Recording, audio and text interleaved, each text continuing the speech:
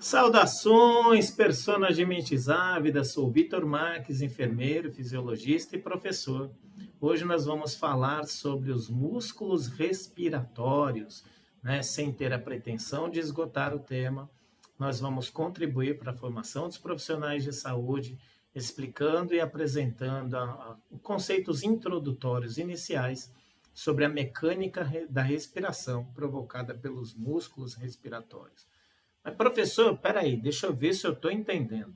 Mas quem respira não são os pulmões? O que o sistema muscular, o que os músculos têm a ver com a respiração? Pois é, no processo de pegar o ar do ambiente e mandá-lo até o pulmão, e pegar o ar do pulmão e mandar de volta para o ambiente, o pulmão não faz absolutamente nada. Ah, como assim, professor? Não faz. Não faz absolutamente nada. Mas eu nunca pensei nisso, você nunca pensou e nunca entendeu e nunca prestou atenção nisso, porque os músculos respiratórios, eles têm características metabólicas funcionais similares ao do músculo cardíaco. E aí a similaridade, ela é bem ao funcionamento, ok? Nós temos uma aula aqui que aborda os tipos musculares. Nós também vamos ter aula só sobre o músculo cardíaco, sobre o sistema de Purkinje, mas por que é similar? Porque a contração dessa musculatura esquelética, ela ocorre de forma contínua e involuntária. Os músculos esqueléticos, de uma forma geral, eles têm uma contração voluntária e não contínua. Como assim, professor, não contínua? Por exemplo, os músculos do meu braço agora estão parados. Agora eles se mexem. E agora eles pararam de novo. Não é contínuo. Já o músculo do coração e os músculos respiratórios, eles são contínuos. Eles não podem parar. Eles estão sempre contrai e relaxa, contrai e relaxa, contrai e relaxa. E isso ocorre de forma involuntária. Imagina, se eu tivesse que pensar para a respiração, inspira, expira, inspira, expira. Não dá, né? Isso ocorre de forma autônoma, de forma involuntária. Deus é maravilhoso o tempo todo. Então nós temos aqui, ó, o pulmão não faz absolutamente nada. O pulmão, ele se assemelha a uma bexiga. O ar entra nele e sai nele por força da musculatura. Nós vamos falar um pouquinho mais. Dentro do processo respiratório, nós também não vamos abordar toda a fisiologia e mecânica respiratória, mas dentro do processo respiratório, apenas no momento bônus, nós temos aqui que o processo respiratório tem 4 etapas. Transporte de gases dentro dos órgãos do sistema respiratório. Então, nós pegamos o ar do ambiente e mandamos esse ar até os alvéolos, até os pulmões, e depois nós mandamos esse ar dos pulmões de volta para o ambiente. Lá nos alvéolos ocorrem as trocas gasosas, entra oxigênio e sai gás carbônico. Lá, quando esse oxigênio entra no sangue e esse gás carbônico que vem das células, eles são transportados no sangue. O oxigênio vai nas hemácias, carregados pelas hemoglobinas, e o gás carbônico vai diluído no plasma, formando aí o ácido carbônico.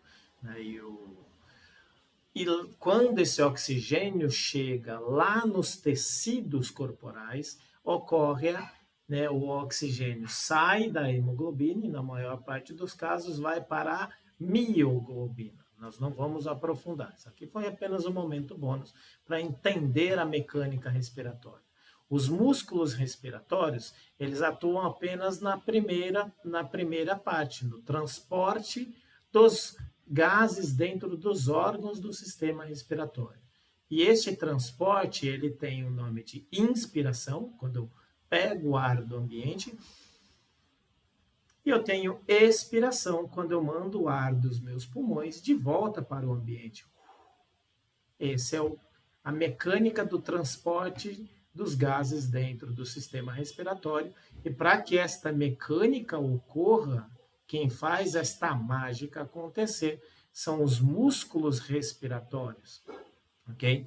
São eles que vão atuar no processo de inspiração e de expiração, porque quando eu tenho a inspiração, e a expiração, eu tenho uma alteração do volume da caixa torácica, e vamos agora sair da biologia e vamos para a biofísica, né? Essas mudanças no volume da caixa torácica vão alterar a pressão, né, no interior da caixa torácica, e aí, comparado à pressão caixa torácica e ambiente, nós vamos ter, na inspiração, aumenta o volume, diminui a pressão, o volume do ambiente não muda, então o ar ambiente com uma pressão maior, ele é empurrado para dentro dos pulmões. Quando eu expiro, a minha caixa torácica diminui o volume, aumenta a pressão e o ar ele é empurrado de dentro da caixa torácica para o ambiente. E isso que vai fazendo essa movimentação dos gases por meio dessas ações musculares. Ok? Então, na inspiração, eu tenho um fenômeno ativo. Mas, professor, você não falou que era involuntário? Sim, é involuntário, mas é ativo. Por que que é ativo? Porque o músculo precisa se contrair. Nós temos uma aula que fala só sobre a dinâmica e sobre os processos que ocorrem dentro da miofibrila, né, que é a célula muscular, por meio da ação da actina e miosina, está dentro da nossa lista de canais, lista de cursos aqui do nosso canal. Né? Esse mecanismo pode ser estudado com mais profundidade lá. Mas aqui eu quero que vocês entendam que a inspiração precisa ter a contração muscular. Então, o músculo está agindo. E aí, quando eu inspiro, aqui vamos simular que as minhas mãos formam a caixa torácica. Quando eu inspiro, eu tenho a ampliação da caixa torácica, ok? E aí, ampliando a caixa torácica, eu diminuo a pressão, quando comparado com a pressão do ambiente, e aí o ar do ambiente ele é empurrado para dentro dos pulmões.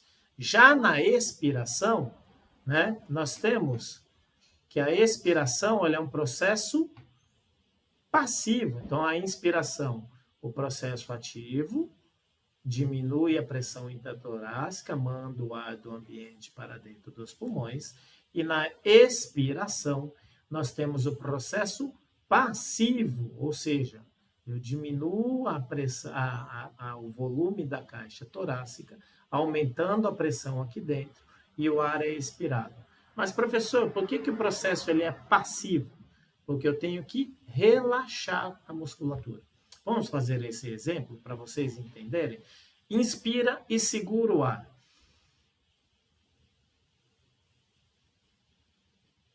Percebe que enquanto eu seguro o ar, eu começo a sentir uma pressão. É o músculo que está agindo no seu processo de contração isométrica, segurando o ar lá dentro. Continua segurando o ar aí, não solta não. Ok? Agora só relaxa. Percebe? Para relaxar eu não preciso fazer nada, basta eu relaxar. Então esse é o processo passivo. Então tanto a inspiração quanto a expiração, ela ocorre de forma autônoma e contínua. Mas, professor, você acabou de pedir para eu inspirar, segurar e relaxar? Sim, por isso que eu falei que ela é similar, parecida com o músculo cardíaco. Os músculos que atuam na mecânica respiratória são músculos esqueléticos. Então, ou seja, eles dependem da minha vontade. Mas nós temos aqui no nosso sistema nervoso central todo um sistema que eles chamam de rudimentar, eu nunca gostei desse nome, mas um sistema vital, principalmente, né, no tronco cerebral, que coordena esse processo autônomo, mas eu consigo manipular a minha inspiração e expiração, ok? E aí nós vamos trabalhar aqui na inspiração não forçada, ok? Ou seja, na inspiração natural, naquela que vocês estão aí no ambiente de vocês, inspirando sem fazer força. Quais são os músculos que atuam? Intercostais externos e o músculo diafragma. Eu não como carne, Mas, numa época da minha vida, eu comia carne, e quando eu comia carne, dos pratos meus prediletos era a costela, pouco importa do animal que fosse, hoje eu não como mais. Né? E aí os intercostais são os músculos que estão entre as costelas, ok? E aí nós temos a parte externa, né, que está aqui abaixo do meu músculo peitoral, e dependendo da região da caixa torácica, eu ainda consigo tocá-lo. E o músculo diafragma é aquele que vai ter o andar superior e o andar inferior do meu tronco. O andar superior, tórax, o andar inferior, abdômen. Ele vai dividir os músculos do tórax e do abdômen. Então, essa inspiração não forçada mexe somente com esses músculos. Vamos comigo no 3, inspirar bem profundamente. 1, 2, 3. Quando eu faço essa inspiração bem profunda, ou quando o meu paciente está lá com angústia respiratória, ele força a inspiração, ele tenta aumentar ainda mais o volume dessa caixa torácica. Então, além dos intercostais externos e do diafragma, ele também mexe com o esternocleidomastoideu, com os eretores da coluna, com os escalenos e com o serrátil anterior. Professor, eu não entendi. Vamos imaginar a seguinte cena: você está saindo da sala de aula, chegando no busão, porque o universitário, a gente sabe como é que é, universitário, putz, é vida complicada, vida de universitário. Então, você está chegando no ponto de ônibus, está chegando no busão, você sai correndo para pegar o busão. Quando você chega lá para pegar, e você consegue pegar o busão, porque o motorista foi camarada e esperou você chegar. Quando você entra dentro do busão, como é que você está inspirando? Isso, você está utilizando aí a sua musculatura acessória. E para quem trabalha em pronto-socorro e UTI é a minha grande paixão hospitalar, a gente vê o uso da musculatura acessória nos pacientes que estão passando por síndrome da angústia respiratória. Eles precisam captar um volume maior de oxigênio. E aí, na expiração não forçada, basta eu relaxar os intercostais externos e o diafragma, né, que a gente consegue mandar esse ar para fora. Detalhe, não é sempre que a gente utiliza toda a magnitude do músculo diafragma. Para isso você precisa treiná-lo. Né? Os fisioterapeutas gostam de dizer para os pacientes: respira com a barriga, respira com a barriga. Um outro dia nós vamos ter uma aula só para falar sobre a respiração diafragmal, ok? E na expiração forçada, eu vou pedir para vocês fazerem comigo, é aquela que você assopra a velhinha, né, no seu... Eu detesto quando cantam parabéns para mim, mas ok, às vezes eu sou forçado, minha família pede, e aí eu vou lá, faço aquela cara atrás do bolo, vejo a velhinha, assopra a velhinha. De novo, assoprem aí vocês a velhinha. Lembro que eu fiz muito desse exercício nas UTIs Covid com os pacientes. Abraço a todos aqueles que Deus atuou e conseguiu salvar, assoprando as velhinhas nas UTIs Covid. Graças a Deus. Quando você assopra a velhinha, você sente a pressão lá no abdômen, porque você usa muito os músculos abdominais. O reto abdominal, o transverso e o oblíquo, principalmente o oblíquo interno, mas tem literatura, né, e você consegue, quando a inspiração é muito forçada, também trabalhar com o oblíquo externo, além de você trabalhar com os intercostais internos, ou seja, estão aqui mostrando a minha mão, intercostais externos e intercostais internos, já teremos algumas imagens, e também com o músculo diafragma. Muita gente no YouTube está falando, faz o vácuo abdominal, usa muito desses músculos abdominais e do músculo diafragma, ok? Então, mostrando aí para vocês, ó, o pulmão ele é só uma bexiga. Aqui está simulando esse experimento, você pode fazer na sala de aula. Aí é uma garrafa PET comum, prendeu uma bexiga numa caneta, tirou deixou somente o tubinho da caneta, prendeu um elástico no fundo dessa garrafa PET cortada. Você aqui está simulando o músculo diafragma. Para quem não acredita no professor, pode fazer esse exercício em casa. O músculo ele é só uma bexiga, né? Então aqui, mostrando agora a atuação tanto dos intercostais quanto do diafragma. O diafragma ele tem um movimento né, para baixo e para cima, e olha aqui, os intercostais expandindo a caixa torácica. Quando a caixa torácica aumenta de tamanho, o ar é empurrado para dentro dos pulmões. Quando ela diminui de tamanho, o ar é empurrado para fora dos pulmões. Aqui mostrando já a pressão, para provar a pressão, aqui em milímetros de mercúrio, né, a pressão. Quando inspira, diminui a pressão. Quando expira, aumenta. Inspira, diminui. Expira, aumenta. Inspira, diminui. Expira, aumenta. Inspira, diminui. Expira. Ai, professor, chega. Tá bom, ok. Inspira, diminui. Expira, aumenta. Ok? Só para a gente provar. E olha aqui a expansão. Inspira, aumenta a caixa torácica. Expira, diminui a caixa torácica. Aumentando a caixa torácica, diminui a pressão. Diminuindo a caixa torácica, aumenta a pressão. Aqui é uma animação para a gente observar, né, a parte final da aula.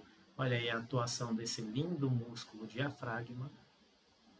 Inclusive, quando ele tem a sua ação, ele faz o inverso, né? Ele aumenta a pressão abdominal, por isso que a barriga vai para frente.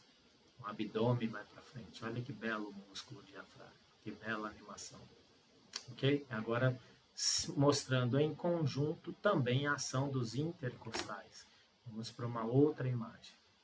Ok?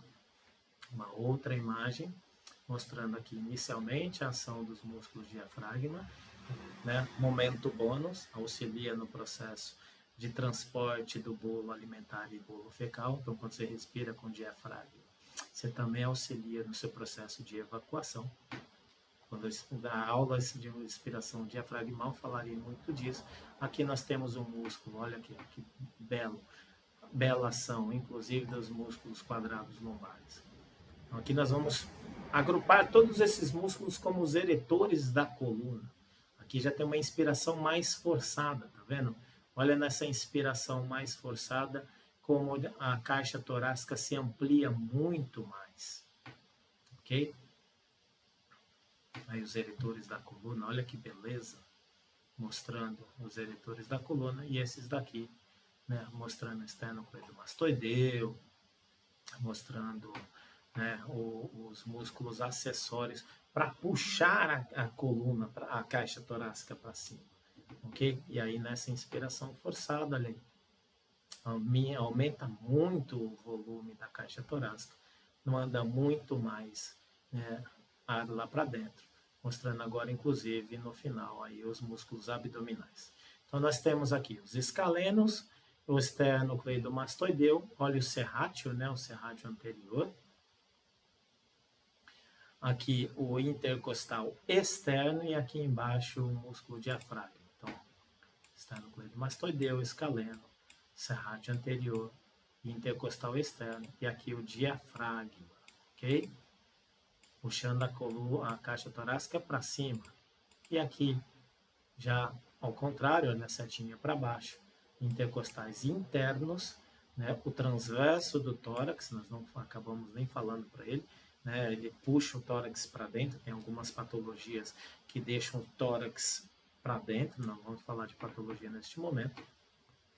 Os intercostais externos e os oblíquos, aqui o oblíquo externo, o oblíquo interno do abdômen, o oblíquo externo do abdômen, né? E aqui também o reto abdominal, ok? Esses são os músculos, os básicos, né, intercostais e diafragma, e os músculos acessórios, tanto na inspiração quanto na expiração. Aqui mostrando tanto na inspiração quanto na expiração a ação da musculatura, ok? Agradeço a todos a presença até o final dessa aula, espero ter contribuído com a formação de todos. Peço ajuda para fortalecer o canal e valorizar o nosso trabalho, dando um like, deixando um comentário, nem que seja um simples oi, né, para que isso faça com que o vídeo ganhe relevância na plataforma, né, e se possível puder compartilhar esse vídeo com seus colegas, eu agradeço bastante. Espero ver vocês nas próximas aulas. Dúvidas, angústias, frustrações, buenas noches, personas!